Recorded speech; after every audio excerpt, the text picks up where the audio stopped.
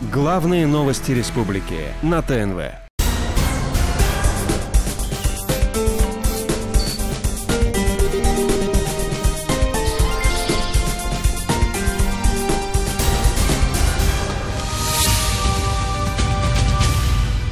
Здравствуйте, в эфире программы «7 дней». В студии Ильшат Аминов. Я приветствую всех телезрителей канала «Новый век». Смотрите сегодня в нашей программе.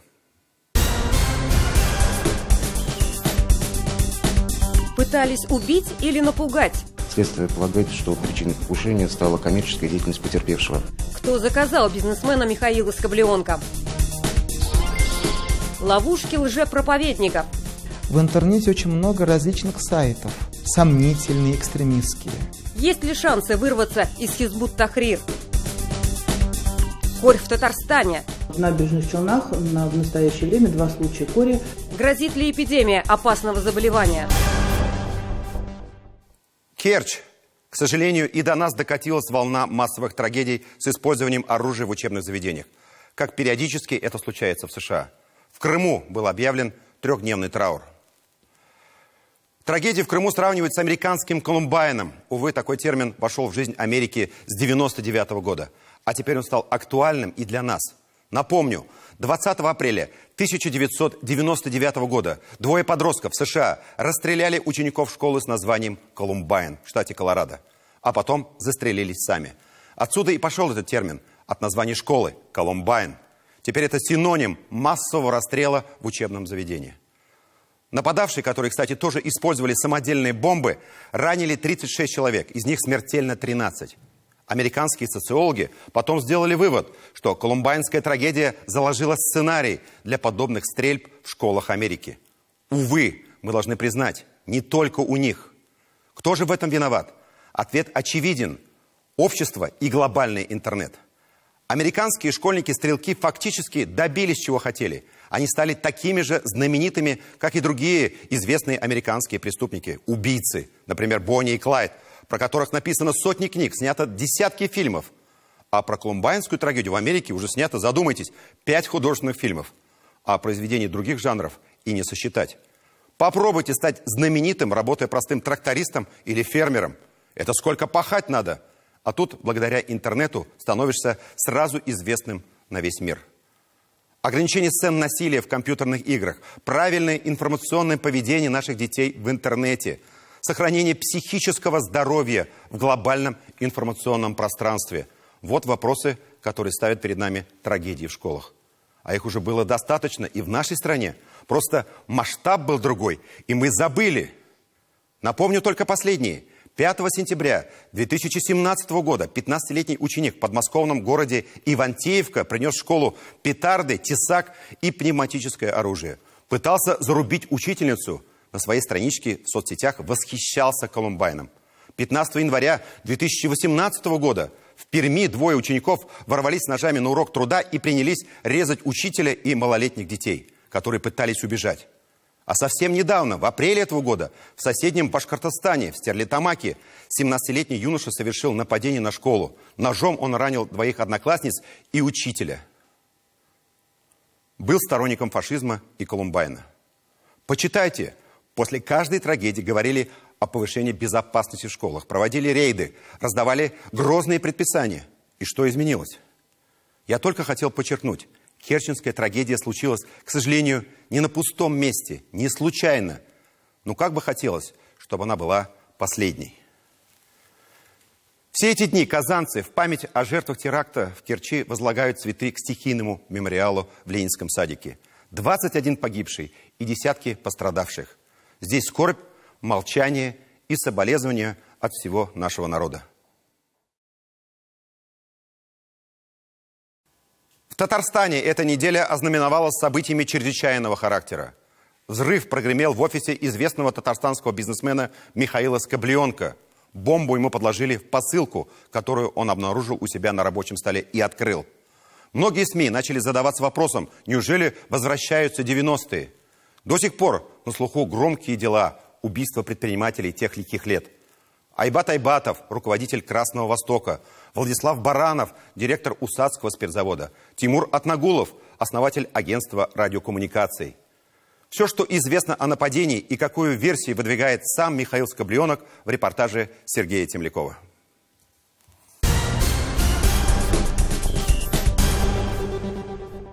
Это сейчас, спустя 6 дней после покушения, он смеется и даже выдвигает версию, кто мог пойти на такой шаг. Все нормально, все хорошо. Я уеду, потом вернусь, и потом будем решать, что делать. Лечить дальше или менять там сейчас. Ну, в общем, врачи определят. В понедельник, как обычно, татарстанский бизнесмен утром приехал на работу. В районе 9 часов он вошел в свой кабинет. На столе лежала посылка с документами. Когда он ее открыл, и произошел взрыв. В этот момент рядом с начальником находилась помощница. Следствие полагает, что причиной покушения стала коммерческая деятельность потерпевшего. Проводятся иные следственные действия, направленные на установление всех обстоятельств произошедшего. Расследование уголовного дела продолжается. Михаил Скобленок начинал строить свой бизнес в далеком 1987 году. Он является владельцем сети ресторанов и гостиниц. Есть интересы у предпринимателя и в строительном бизнесе. Это уже не первое покушение на Михаила Абрамовича. В начале 90-х годов ему также подложили взрывное устройство. Есть ли версии, кто мог это сделать в этот раз? Прямой вопрос мы задали непосредственно бизнесмену. Нету. Если были предположения, я бы же органам следствия сказал. Понять не имею, кто мог зайти ко мне в кабинет и подсунуть это. Как сообщает интернет-газета «Реальное время», после случившегося бизнесмен меры безопасности по отношению к себе и своей семье не усилил и телохранителей не нанял. Хотя сразу после взрыва ряд информационных изданий вышли заголовками. Вот один из самых красочных. Говорить о возврате в 90-е не приходится, считает директор группы предприятий безопасности «Контор». Об этом свидетельствует статистика на рынке охранных услуг. Если раньше была актуальна услуга телохранителя, то сейчас такого спроса мы не наблюдаем. В основном пользуются телохранителями это звезды, эстрады, которые приезжают. В 90-е годы классика заказных убийств известна. Тогда просто, как правило, стреляли в подъездах. В 90-е годы они характеризовались создание рынка и переделы рынка.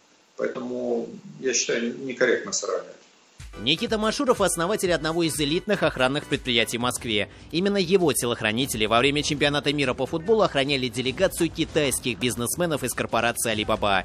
Фейк или правда, обсуждали тогда пользователи интернета. Летом в сети появилась фотография со стадиона в России. На ней основатель компании Alibaba, самый богатый человек в Азии Джек Ма. Любой богатый человек находится в зоне риска в любой стране мира. Но я не считаю, что в данном случае была попытка осуществления убийства. Я думаю, что это некая имитация или, может быть, угроза. Вряд ли у него там больше 5 корпоративных конфликтов одновременно идет. Поэтому наверняка он, как никто другой, понимает, что это было. Известный бизнесмен, участник популярного реалити-шоу «Секретный миллионер», свои богатства не скрывает и отмечает. Говорить на основании одного случая, что вернулись лихие 90-е, нельзя. Сегодня крышу не предлагают, не угрожают. Основа этой безопасности лежит не в том, что надо нанимать себе охрану, наверное, все-таки основа лежит в том, чтобы не давать поводов для беспокойства. Какой повод был и кто совершил нападение на Михаила Скобленка? Правоохранительные органы пока молчат. Сам же бизнесмен в интервью «7 дням» выдвинул такую версию. Ко мне в кабинет чужие не заходят. А кто мог зайти в кабинет и что? Значит, кто-то свои. Сергей Темляков, Роман Безменов, 7 дней. Кстати, о 90-х. Действительно есть что вспомнить. Именно в этот непростой для всей страны период Татарстан во главе с президентом Минтимиром Шаймиевым и Федеральный центр во главе с Борисом Ельциным по сути приступили к строительству новой Российской Федерации. В результате изнурительных, труднейших переговоров удалось прийти к согласию и подписать договор о разграничении полномочий и предметов ведения с большим пакетом экономических соглашений, которые фактически обозначили модель развития российского государства по формуле «сильные регионы, сильная Россия». И подчеркнем, всегда Татарстан по отношению к федеральному центру вел себя предельно честно и добросовестно. Тем удивительнее слышать от ведущего информационно-аналитической программы на федеральном канале «Россия-1» Дмитрия Киселева вот такую фразу. 93-й год. Годовщина расстрела Ельциным парламента. Начало НТВ и нынешний юбилей – рэкет, заказные убийства, расцвет шансона, мечта иномарка. Татарстан перестал платить налоги в общегосударственную казну. Господин Киселев, к сожалению, занимается мифологией и возводит кухонные, вульгарные представления о событиях того времени в ранг истины. Но за этой мимоходом брошенной фразой кроются глубинные стереотипы московского истеблишмента и оправдание дальнейшей безудержной централизации власти и денег в Москве. Об этом мы поговорили с председателем Комитета Госсовета Татарстана по экономике, инвестициям и предпринимательству Маратом Галеевым. По сути, в медийном пространстве стереотип сложился однозначно, что Татарстан налоги не платил, и сейчас еще некоторые так думают, что он и сейчас не платит.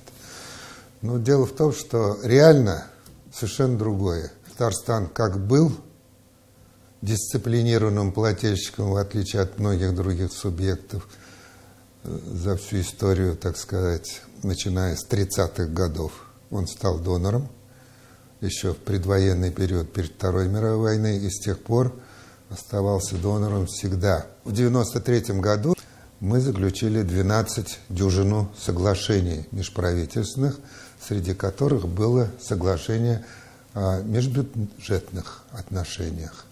И межбюджетные отношения, они регламентировали, какие налоги Татарстан должен платить, какие он у себя будет оставлять.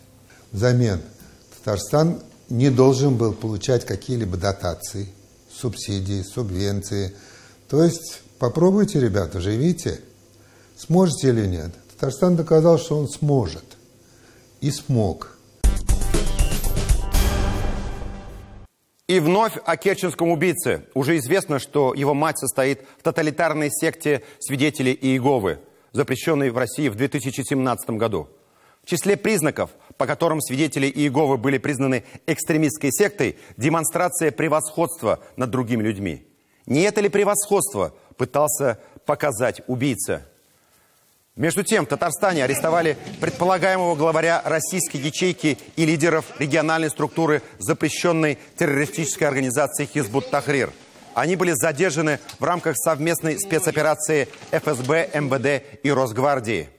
Каждый год в Татарстане на скамью подсудимых по обвинению в участии в террористической организации попадает от 4 до 12 человек.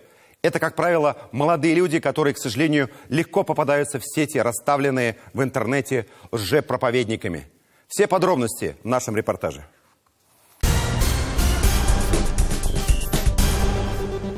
Последовал за нововведенными мыслями,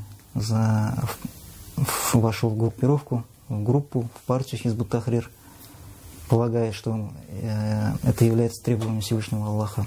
Радик Зарипов признается нам, теперь в следственном изоляторе он понимает, что ошибался, но исправить уже ничего нельзя. Он осужден на длительный срок. В сети запрещенной в России организации попадают именно такие молодые люди, которые пришли в религию совсем недавно.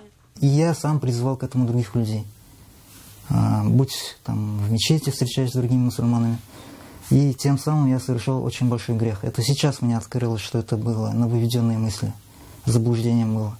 А ведь тогда я это не осознавал. Когда ребенку было 6 месяцев, вот, мы разобрались. Но когда к нам с обыском пришли, это был шок. Мадина рассказывает нам свою историю. Хизбут Тахрир – это ее разрушенная семья. Супруг проведет за решеткой 16 лет. Сама она вовремя почувствовала опасность, но вытащить из ловушки организации супруга не смогла. Это очень много, конечно. Но что поделать, я понимаю, то, что мы сами виноваты. И сейчас уже ничего как бы не вернешь. Ребенок всегда не против папы. По официальным цифрам мы можем судить, что каждый год по 4, по 8, по 12 человек осуждаются за деятельность этой террористической организации, за организационную деятельность в первую очередь. На самом деле количество людей, так или иначе вовлеченных в деятельность этой организации, оценить достаточно сложно, потому что там идут такие процессы миграционные. Чаще всего адептов террористической организации вербуют через интернет, призывают очень красивыми словами. Нет знаний в интернете, ведь неизвестно, кто сидит по ту сторону компьютера и какие цели преследуют, отмечает заместитель муфтия Татарстана. Те молодые люди, которые интересуются религией, они, многие, к сожалению, не идут в мечети, а, как мы понимаем, обращаются в интернет. В интернете очень много различных сайтов. Однодневные, сомнительные, экстремистские. И та информация, которая распространена там, вот как бы завлекают в сети эти молодые души, молодых ребят. Тем самым эти молодые ребята теряют свою личность. Они становятся, как бы сказать, зомби. Вот это очень страшно. Хизбут Тахрир в 2003 году в России признана террористической организацией. Своей целью партия провозглашает восстановление халифата, говорят эксперты, с дальнейшим ведением военных действий по всему миру. Структура партии Хизбут Тахрир строго централизованная, имеющая вертикаль управления. Национальная организация обычно находится под руководством группы из 12 человек, контролирующих местные ячейки.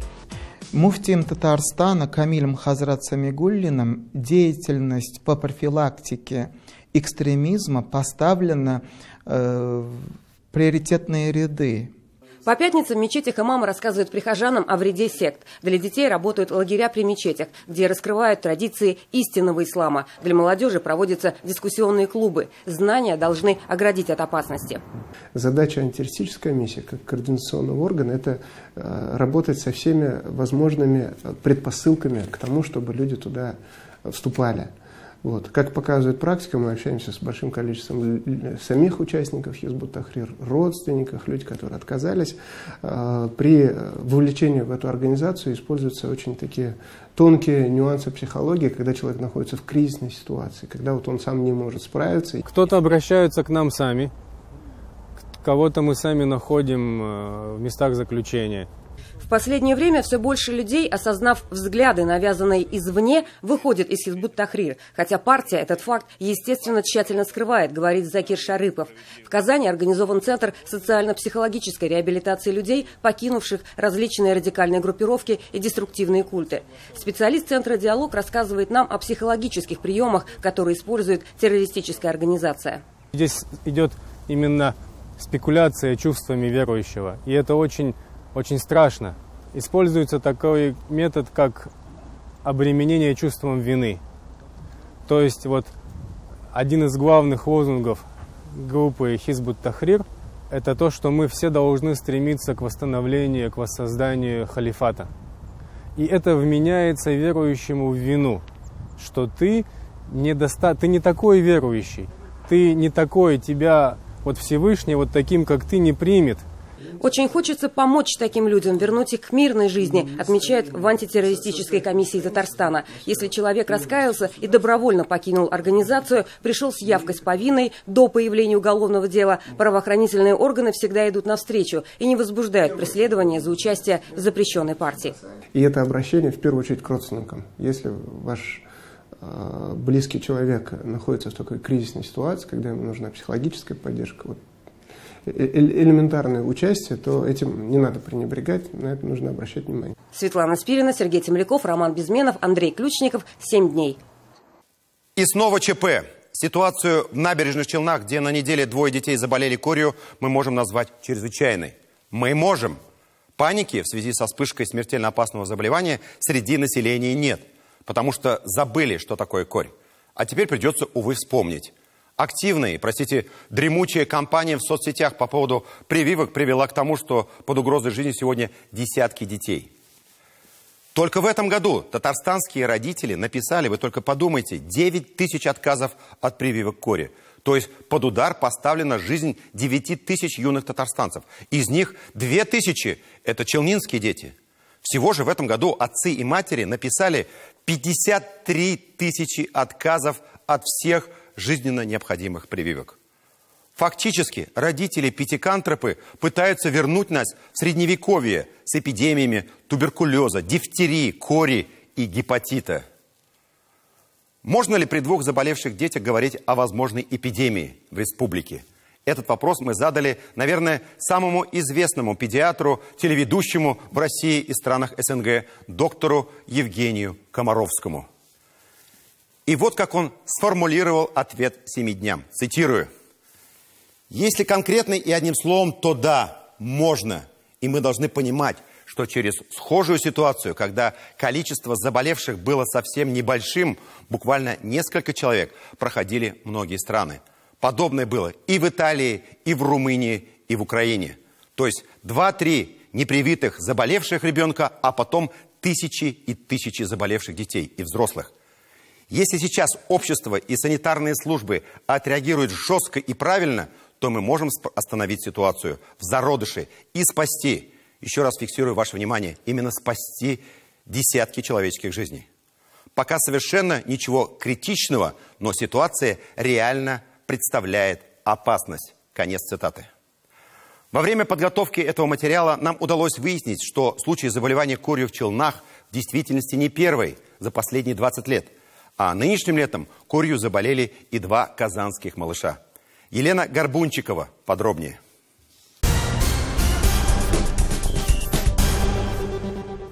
Эпидемия кори на Украине вышла на новый уровень. 1500 заболевших и 8 смертей от кори с начала года. Ситуация с эпидемией в соседней Украине должна была стать звоночком для татарстанцев, но не стала. В детских поликлиниках очереди и желающих привиться от хвори не выстроилось. Так что объявление о вспышке кори в республике было лишь дело времени. У нас действительно в Набережных Челнах в настоящее время 2 случая кори. Это ребенок 7 месяцев и ребенок год и 8, по-моему, около 2 лет. Аленький цветочек – тот самый частный ясли-сад, который посещала заболевшая 2-годовалая девочка. Садик на карантине, но сотрудники этот факт почему-то замалчивают. На данный момент никого не принимаем. А почему? Ну, у нас все, 16 человек, нам больше не надо. Как же тогда приняли ребенка-то без прививок? Они сказали, принесут прививки. Всех деток родители теперь обязаны повторно привить от кори. Отказникам, а таких оказалось 4, санитарные врачи запретили посещать детсад. Жители многоэтажки в шоке от соседства с аленьким цветочком. Ведь детсадовцы постоянно гуляют на их игровой площадке. Страшная болезнь, говорят, смертельная, поэтому пошли быстренько, побежали прививаться. Лилия Айсина живет в 26-м комплексе. Во дворе ее дома люди в белых халатах появились 11 октября. В доме номер 92 по проспекту Мира 605 квартир. Челнинские медики предложили вакцинироваться жильцам всего дома, потому как вирус кори очень летуч и передается воздушно-капельным путем. К примеру, больной корью живет в 1-м подъезде, а это значит, что по вентиляционным шахтам он мог бы добраться до жителей 40-го подъезда уже буквально за несколько часов. В этот же день объявления о необходимости привиться появились на другой окраине Челнов. В одной из многоэтажек 33-го комплекса корь подхватил 7-месячный младенец. Девочка больна уже 6-й день. У нее все признаки кори. 20 лет назад этот учебный фильм врачи уже собирались отправить в архив, потому как в стране были готовы объявить о безоговорочной победе над корью. Но, как показала практика, еще рано. Корь опасна тем, что начинается как ОРВИ, но если вовремя не начать лечение, возможно осложнение – воспаление головного мозга, инвалидность или смерть. К сожалению, вот у ребенка, который находится на лечении с подозрением на корь, нет прививки против кори. Она не была сделана вовремя, как положено в год. Сейчас ребенку год 11 месяцев. И, соответственно, ребенок был не защищен. Другой ребенок в семье привит. И, соответственно, защищен, и он не заболел. Врачи Автограда обследовали 2000 человек. 970 челнинцев необходимо было привить от кори, но около 200 из них написали отказ. Так что судьба этих детей теперь на совести родителей. Ведь еще неизвестно, как в один день смогли заболеть дети, проживающие в 10 километрах друг от друга. Вполне возможно, что кто-то вот в этот период, где были детки в одном и том же месте, может быть, говорю, торговый центр, вполне возможно, они там пересекались. Кто-то был со скрытой формой или в начальной стадии. Антипрививочная кампания привела в прошлом году к всплеску коклюша в Татарстане. Переболели 63 ребенка, 57 из них оказались непривитыми. Всего же 4500 родителей отказались прививать детей от коклюша в этом году. Рост отказов почти на треть. Может, поэтому палаты в Республиканской инфекционной больнице никогда не пустеют. Коклюш, он опасен для детей первых 2 лет жизни. Ребенок кашляет до тех пор, пока не начнется рвота. Опасно это тем, что ребенок просто-напросто может захлебнуться, и мама в этот момент ничего не сделает. Медики предупреждают, вслед за коклюшем стоит ждать рост заболеваемости дифтерией. Но жительницу Казани Юлию Денисову не напугать. У 5-летнего сына Андрея нет ни одной прививки. Говорит, что у него и так хороший иммунитет. Андрей проходит лишь обследование на туберкулез. Я не противник прививок на все 100%. Я боюсь остаться один на один потом со своей проблемой. То есть, если бы нормально разъясняли, То есть конкретно, что колят, какие могут быть последствия, как это все хранится. Я соглашусь с вами о том, что действительно, видимо, не вся информация доходит до мамы. То есть те мамы, которые хотят получить информацию, они не всегда могут ее получить от того же врача-педиатра. С информацией и правда беда. По данным Минздрава, случай в Челнах первый в Татарстане за последние 20 лет. В Роспотребнадзоре говорят, что корью болели и в 2015, и в 2016 году. Самый свежий случай произошел летом этого года в Казани. Заболели близняшки. Туберкулез – это не какая-то далекая инфекция, неизвестная. Она очень актуальна. И в числе причин отказов недоверие к вакцинам и религиозные убеждения. Так в Кукмаре и Чистополе, по словам главного детского фтизиатра, все чаще стали отказываться от туберкулиновой диагностики по религиозным соображениям. Мама не обследовалась флюорографически после родов, отказывалась. Своего ребенка не вакцинировала, пробы туберкулиновые не ставили. Сейчас у 1,5-летнего ребенка очень серьезное подозрение на осложненную форму туберкулеза. По мнению специалистов, сведения о родителях-отказниках надо передавать в комиссию по делам несовершеннолетних. Ведь нарушаются права не только детей на профосмотр, окружающие подвергаются риску заболеть. И закон предусматривает, что родитель может быть как согласен с этим, так и отказаться от этого.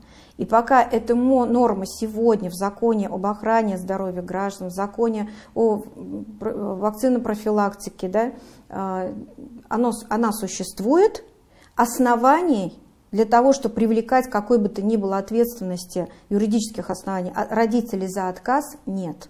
Кстати, вакцинация, например, в Америке или ряде европейских стран – дело обязательное. Детей не возьмут в детсад, а взрослому за отказ привиться от гриппа не оплатят больничный.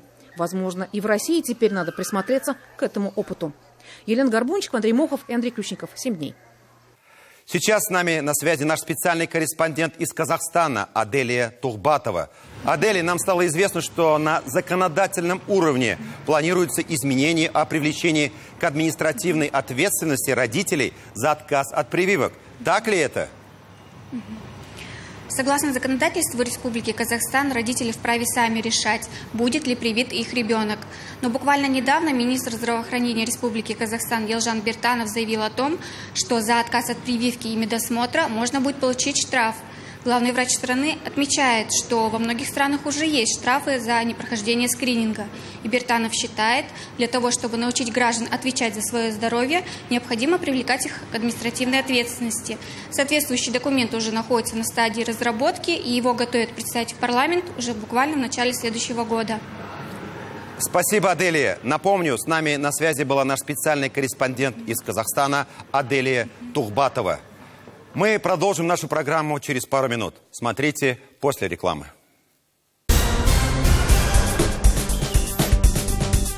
Новые методы преподавания или нехватка учителей татарского? Учителям как? 2 учебника им раздать? 2 разных урока им дать? Секретные данные о сокращении педагогов.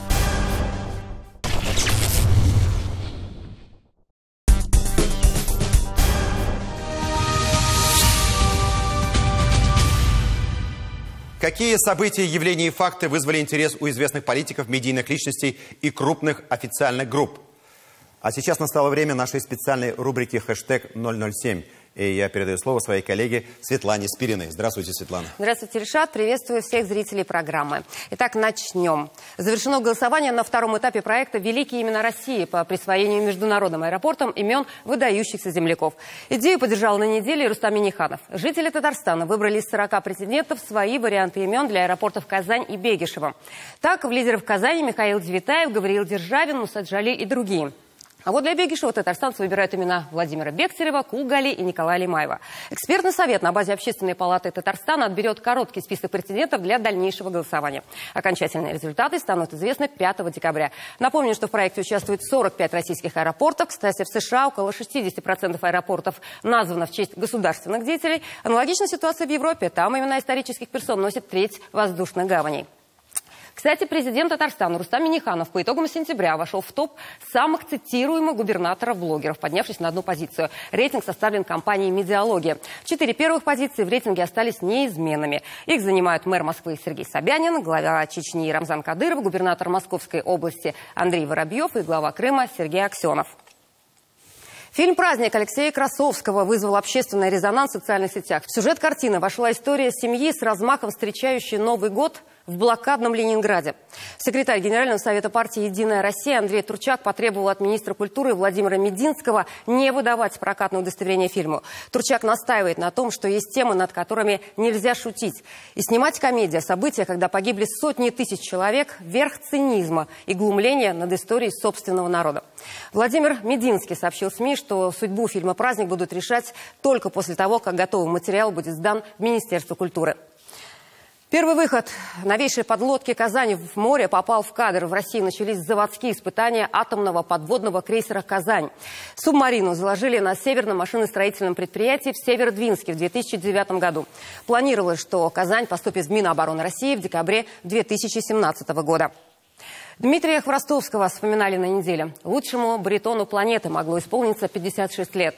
Он ушел из жизни год назад. Аида Гарифуллина, заслуженная артистка Татарстана, солистка Венской оперы, выложила в сеть видео в память о Хворостовском. Напомним, великий оперный певец выступал в Казани, в том числе и на открытии универсиады.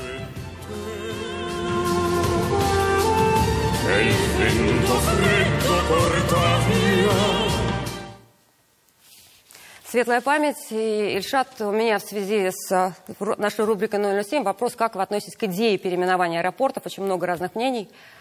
Вы знаете, я отношусь положительно и с удовольствием бы прилетел в аэропорт имени Минтимира Шаймиева. Но это мое личное мнение. Ну, вот там народное голосование. Я прилетел в аэропорт имени Михаила Девятаева. На этом у меня все. Передаю слово вам. Мы продолжаем нашу программу, а сейчас традиционный обзор недели от 7 дней.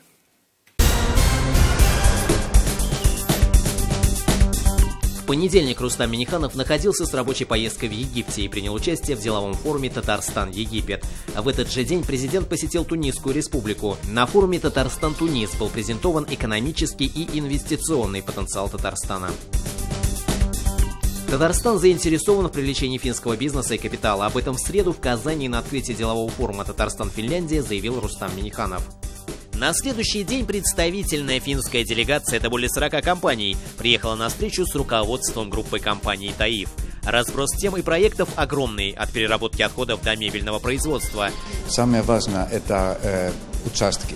И сегодня обсуждали о потенциальное сотрудничество с участками. Меня очень радовало то, что вот генеральный директор сегодня очень внимательно выслушал предложения финских компаний. Интерес у такой гигантской компании, как Таиф, безусловно, есть.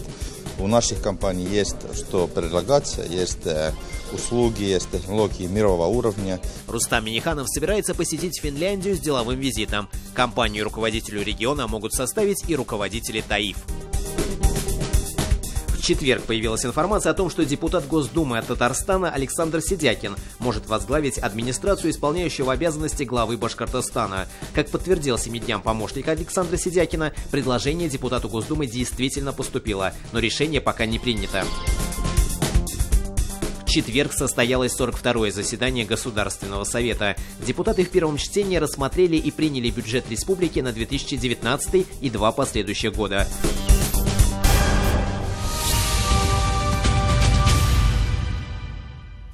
Мы продолжаем программу «7 дней». На сессии Госсовета руководитель территориального фонда медицинского страхования зачитала свой доклад со сложными финансовыми и социальными параметрами на татарском языке. Давайте посмотрим фрагмент. Субвенцияның күләмен арттыру, медицина хезмәткәрләре эш хакын күтәрүне, югары технологиялы медицина ярдәмен күрсәтү төрләре исемлеген өстәмә методлар белән тулыландыруны һәм онкология авыруларының дәвалауга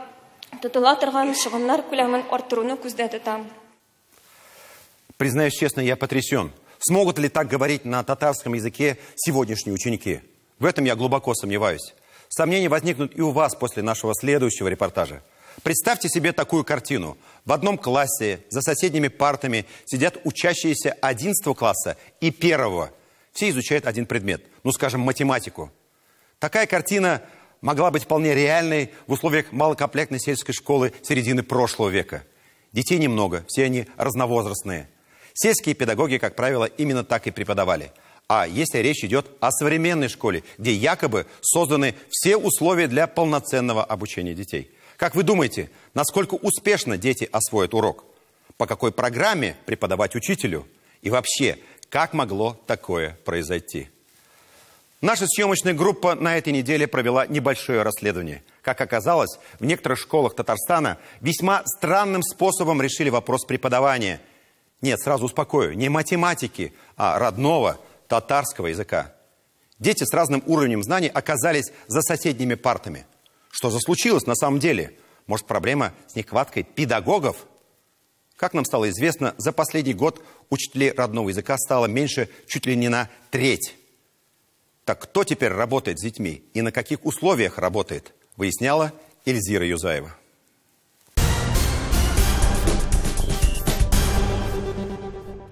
В распоряжение нашей съемочной группы попал весьма любопытный документ. Вот списки учащихся 3 класса средней школы поселка Столбище. Все тут предельно ясно. 8 человек из класса, дети татары, владеющие языком и желающие его в дальнейшем углубленно изучать. Такое же количество детей с минимальным уровнем знаний, но их родители выбрали татарский как родной.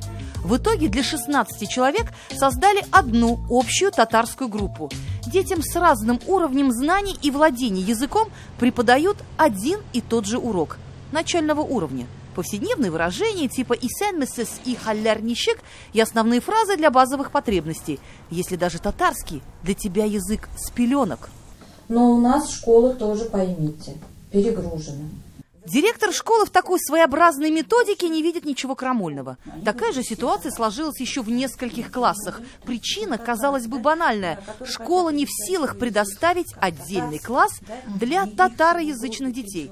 Коих, по словам директора, не так-то и много. Что такое 8 человек? Не 18 и не 20. Стоит ли перекраивать программу для носителей языка? О каком принципе равенства в образовании в этом случае может идти речь? Учителям как? 2 учебника им раздать, 2 разных урока им дать. Это же говорящим неинтересно те, которые начинают, а те их не понимают. Это антипедагогический подход. Прошлогодняя зачистка прошла весьма успешно. Теперь осталось только определиться, каким образом все это разгребать. В идеале можно все сложить в одну кучу, что на самом деле и происходит. Так, казалось бы, и волки сыты, и овцы целы. Да и результат такой работы, прям так скажем, налицо. Получается, что школы пошли по пути наименьшего сопротивления? Для кого тогда в Татарстане разрабатывались различные методики преподавания татарского языка? Хотя можно ли назвать обучением то, что происходит в Столбищенской школе? Очевидно, что с одной стороны дети недополучают знания, с другой учителя теряют часы. Преподавание в том же смешанном 3 классе должны были вести как минимум 2 педагога. Много жалоб тоже от учителей, они работают по 6 часов, по своей специальности, по 12 часов. Это абсолютно незаконно. 18 часов нагрузки должно быть им обеспечены.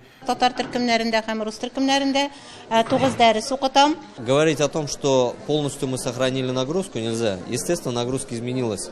А она изменилась практически у всех. Среди моих коллег были те люди, которые полностью ушли из профессии, либо поменяли направление, они стали учителями русского языка, истории, либо уже работают в начальной школе.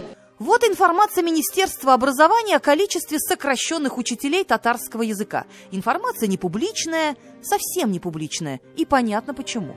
В прошлом учебном году в Татарстане работали свыше 5000 учителей. К этому учебному году учителей сократили. Внимание, почти на треть. Осталось 3700 человек.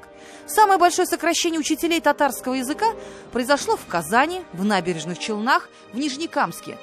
Также татарских лингвистов стало значительно меньше в Альметьевске, Бугульме, Зеленодольске и в Чистополе, где учителей татарского языка сократили почти в половину.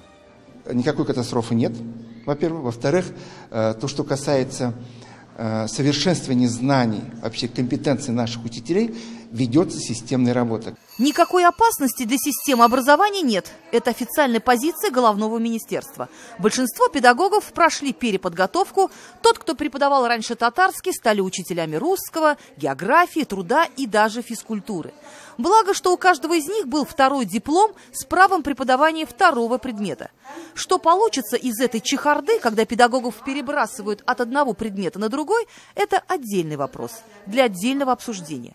Но как сложится судьба тех, кому, казалось бы, посчастливилось остаться в системе национального образования? Учителя татарского языка в школах сегодня работают с наименьшей нагрузкой, с минимальным количеством часов. Было 27, а теперь зачастую осталось 9-10 часов. А вероятнее всего, это самая низкая заработная плата в школе.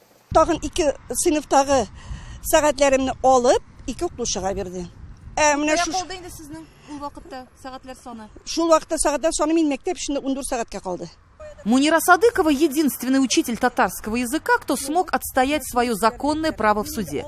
Директор школы в одностороннем порядке, без уведомления, сократил часы преподавания педагога до предельного минимума. Так, что оставалось только собрать свои пожитки и пуститься по миру. Но простой учитель оказался директору не по зубам. Дело было выиграно. Учитель остался в школе преподавать не физкультуру или труд, а именно тот предмет, которому душа лежит. Таких, как Мунира Садыкова, в Татарстане больше нет. И будет ли еще – большой вопрос. За последний год из профессии по собственному желанию по меньшей мере ушли 200 учителей татарского языка. Преподавать родной язык сегодня значит не иметь четкого представления ни о своем будущем, ни о будущем своего народа. В 90-х годах, когда правила были примерно такие же, когда татарский язык изучался на добровольной основе, в Казани работало 300 учителей татарского языка и литературы. Показатели будут стремиться к этому числу. Ну вот при такой постановке, конечно, о сохранении родных языков в системе образования есть большие сомнения. Ильзира Юзаева и Роман Безменов. 7 дней. Как сохранить свой язык, а значит и свою культуру, будущее своего народа? Что бы такое придумать, чтобы воспрепятствовать растворению своего этноса в глобальном мире? Вот какими вопросами еще живы сегодня национальные регионы страны. И в этих условиях, когда не существует единых для всех правил поведения на этом новом правовом языковом поле, в условиях, когда перед национальными регионами нет яркого примера ролевой модели территории, где разработана внятная стратегия выживания, каждый регион озабочен созданием своей собственной оптимальной модели. На Татарстан в национальных республиках страны привыкли смотреть как на своего рода маяк, указывающий путь в правильном направлении. Но Татарстану, откровенно говоря, сегодня почти нечего предложить в качестве примера. И, честно говоря, нам не лишним будет поучиться у других. В самой южной приграничной республике страны, республике Северная Осетия-Алания, еще в прошлом учебном году приступили к реализации так называемой полилингвальной модели образования. Говоря русским языком, это многоязычие. Заметьте, не двуязычие, как это бывает чаще всего. Это некая трехмерная модель развития личности ребенка путем преподавания сразу нескольких языков, как в школах, так и в детских садах. В Осетии это 3 языка – родной осетинский, русский и английский. В школах с полилингвальной моделью образования вы не можете выбирать, изучать вашему ребенку родной осетинский язык или нет. Напротив, такие школы – это стопроцентная гарантия того, что ребенок по окончании будет знать все языки, причем в совершенстве. И кроме того, он нисколько не станет менее конкурентоспособным, поскольку русский язык в таких школах, как и осетинский, является одновременно и языком изучения, и языком обучения. Интересна ли нам здесь, в Татарстане, такая модель? На мой взгляд, бесспорно интересна, потому что это уже нечто похожее на стратегию выживания в нынешних сложных условиях. Из Владикавказа Михаил Любимов.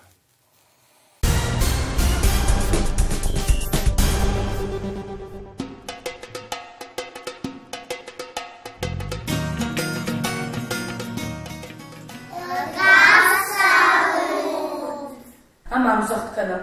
Koechta, koechta. Uit. Воспитатели ясельных и младших групп в этом детском садике Владикавказа говорят только на осетинском языке. А вжак, то есть родной язык, еще с пеленок. Здесь не язык изучения, а язык обучения.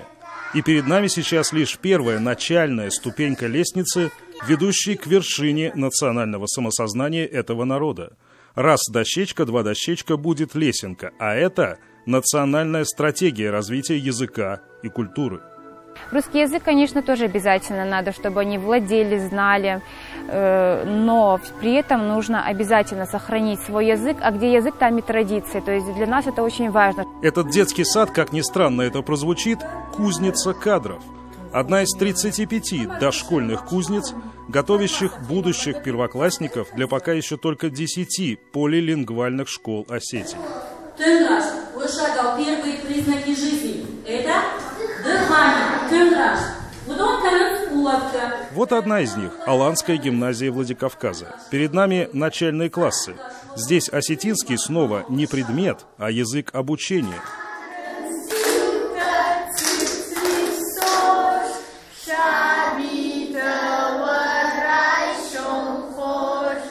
Но это не национальная школа в хрестоматийном нашем понимании подобных заведений. И вот почему.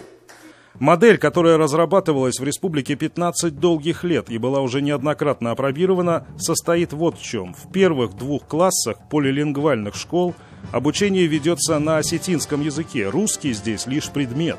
Начиная с 3 и до 5 класса постепенно вводится русский язык, так же, как язык обучения. Если посмотреть на эти специфические учебники, можно увидеть, как материал дается на осетинском, но закрепляется и повторяется уже на русском языке.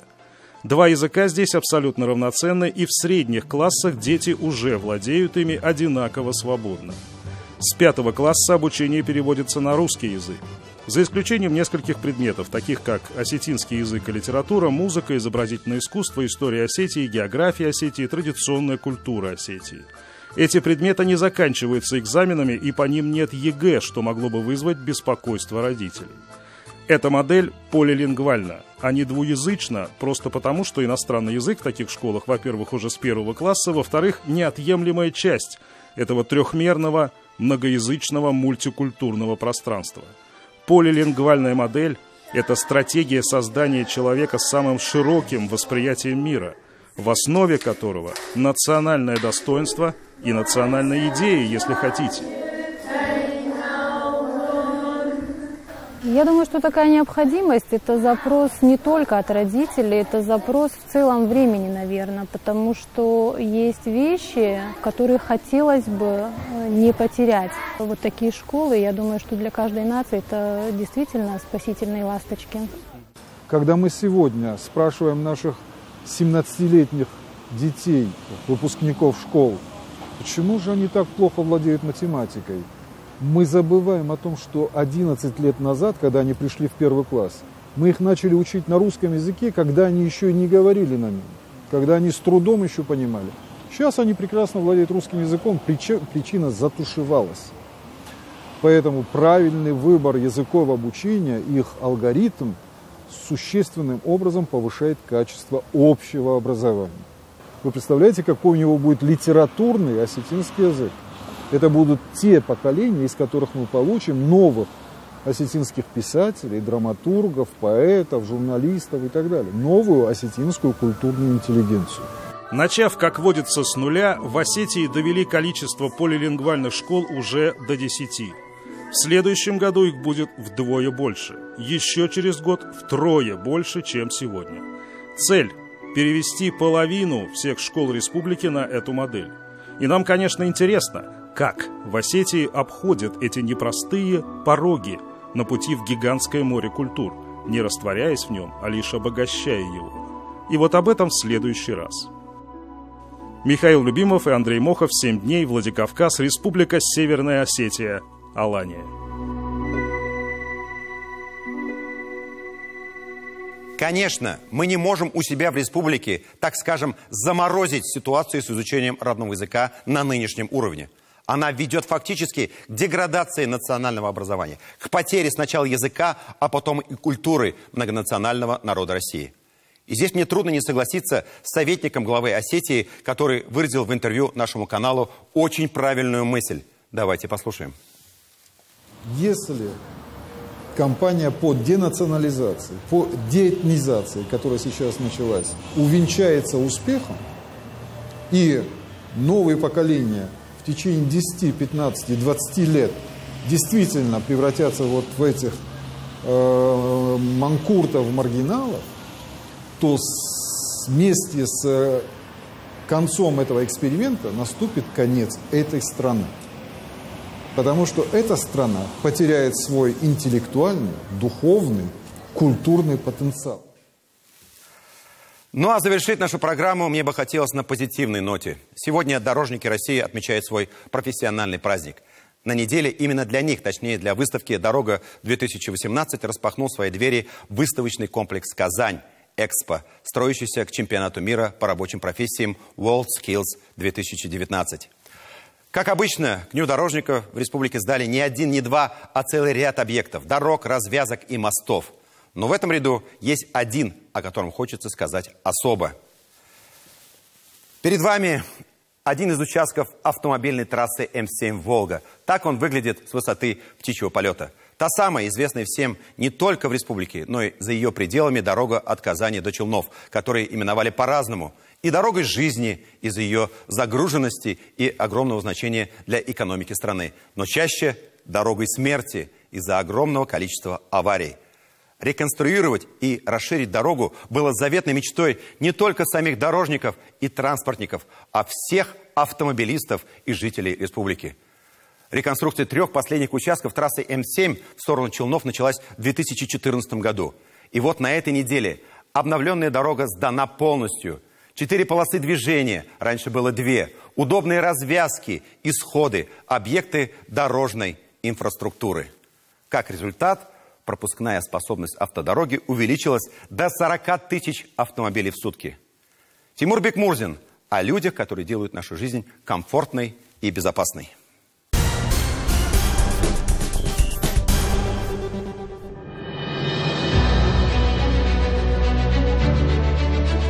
К этому событию в республике шли последние 10 лет точно. Масштаб задачи одновременно поражал и пугал своей грандиозностью.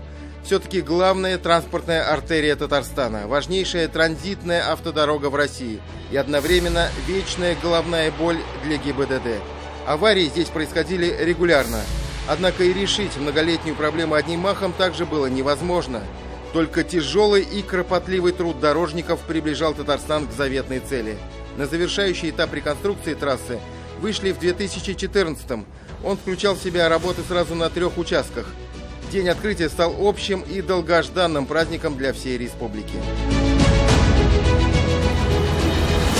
Мы надеемся на то, что транспортная инфраструктура нашей страны, в том числе и республики, будет одна из лучших. Я уже сказал, что такие требования, вот такого стандарта мы даже не мечтали. Теперь от Казани до Челнов на протяжении всех 220 километров не 2 полосы движения, а 4. Новое долговечное дорожное полотно, удобные съезды и развязки на всей трассе, остановки, освещение, объекты придорожного сервиса. Для профессионального водителя Сергея Скуратова ехать по такой дороге одно удовольствие. Сейчас, конечно, расширили проезжую часть. 2 полосы, как бы, порядок, чистота. Запас дорожного движения, нету встречного потока. Поток разделен на 2 части. И в каждую сторону по 2 полосы. Здесь все оборудовано для того, чтобы водитель, который в пути находится сутками, мог отдохнуть, мог заправить машину, мог безопасно проехать, что очень важно. Дорога – это жизнь, а мост – просто счастье. Жители деревни Кызыл-Утар, что в Атнинском районе, новым объектом не нарадуются. На старый мост было страшно смотреть. Заезжали с молитвой на устах. Здесь было не пройти, ни на ту сторону, и на эту сторону. Грязь, снег. Теперь же, говорят местные жители, жизнь на селе заиграет новыми красками. Во-первых, открыт путь на Большую Атню, а там и до Казани рукой подать. Транспортная доступность – это решение многих социальных и бытовых вопросов. А вот руководитель исполкома Атнинского района Фарид Нуриев еще и делает акцент на экономическом эффекте. Для местных сельхозпроизводителей эта дорога и мост – мощное подспорье в бизнесе. Практически вот прямая дорога между двумя хозяйствами, это уменьшает затраты и также это влияет на себестоимость. Праздник и на улице в деревне Кузнечиха, что в Спасском районе. Долгие десятилетия местные жители были отрезаны от большой земли. Хотя, казалось бы, до соседнего Алькеевского района и крупного хозяйства в Хузангаево всего-то 12 километров. Здесь моста не было, тут одни доски были вообще. Мост был так, как такого. Перекреститься, потом только проезжать можно было. Большое спасибо, что вот такое есть. Больше не надо ничего уже. Этапы большого пути дорожников. Строительство действительно важнейшей дороги, которая соединила два района, Спасский и Алькеевский, от деревни Кузнечиха до деревни Верхняя Колчурина. Протяженностью всего 12 километров, но какое значение она имеет? Раньше, чтобы добраться от этого населенного пункта до этого, необходимо было сделать вот такой вот крюк, объездной путь, протяженностью 130 километров. Сейчас это дорога напрямую, 12 километров.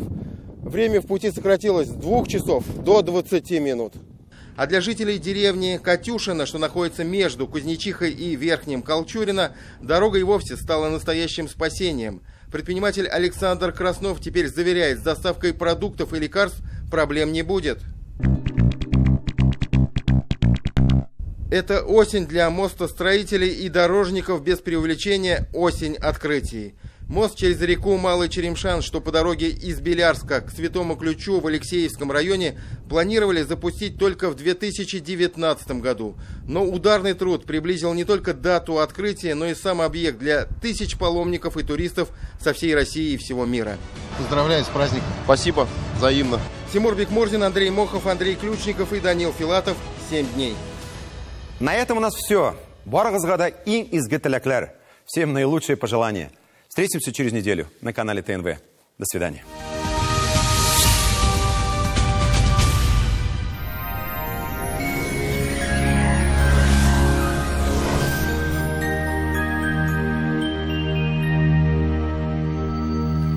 Здравствуйте. Поговорим о погоде на ближайшие 7 дней в студии Лейла Латыпова. На северо-востоке республики ожидается переменная облачность, местами с дождем. Средняя дневная температура в будни около 9 градусов выше нуля, а к выходным похолодает +5. На юго-востоке настоящая осенняя погода. Пасмурная и сырая, иногда с солнцем. Дневные температуры +8, +10. В центральных районах такая же картина. В будни температуры будут держаться довольно высокими для этих дней осени. +10. А к выходным столбики термометров покажут +5. На юго-западе республики облачная погода, местами с прояснениями. Пройдут дожди. Днем до 9 градусов выше нуля. На северо-западе республики и в Казани ожидаются осенние дожди. Если в начале недели температуры +9, то к концу недели столбики термометров покажут +5. На пороге золотая осень. Давайте порадуемся вместе этим прекрасным дням. До свидания.